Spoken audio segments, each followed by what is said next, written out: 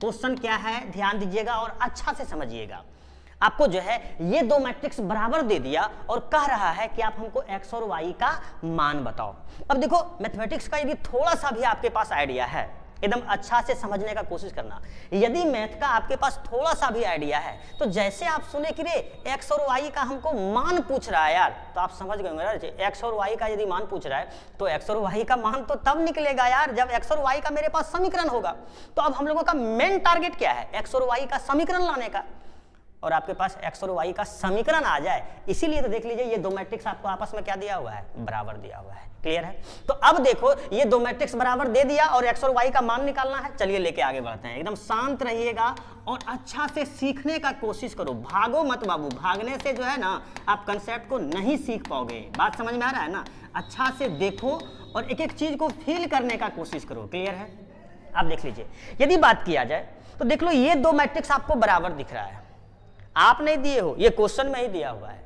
तो जैसे ही दो मैट्रिक्स बराबर दिखा, इससे एक चीज आपको समझ में आ रहा होगा, रे दो मैट्रिक्स बराबर होने का जो कंडीशन होता है, जो शर्त होता है, वो ये संतुष्ट किया होगा, वो ये फॉलो किया होगा, तब तो ये दो मैट्रिक्स बराबर हुआ यार। ऐसा थोड़े है कि संतुष्ट किया ही नहीं और बराबर हो जाएगा, नहीं।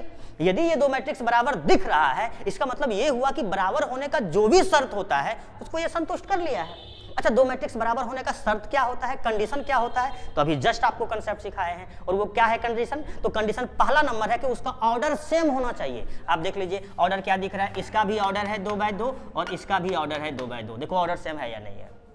दूसरा कंडीशन क्या बोल रहा था, करस्पॉन्डिंग एलिमेंट्स इक्वल होना चाहिए। तो भैया करस्पॉन्डिंग एलिमेंट्स को इक्वल कर दीजिए, यानी देख लीजिए ये जो दिख रहा है इसका करस्पॉन्डिंग क्या हुआ 2, फिर देख लो ये जो दिख रहा है इसका संगत क्या हुआ 8, दिख रहा है ना। अच्छा 6 का संगत कितना है 6, 4 का संगत कितना है 4। तो इसको दिखा के आप करोगे क्या, हमको यहाँ से समीकरण मिलेगा ही नहीं, तो उसको छोड़ दिए। मेरा ओवरऑल टारगेट क्या है, x और y का समीकरण लाना। तो समीकरण x और y वाला टर्म जहाँ पे था उसका संगत को हम दिखा दिए। तो देखो तो x प्लस y का संगत कितना है 2, तो x और प्लस y बराबर कितना आ गया 2।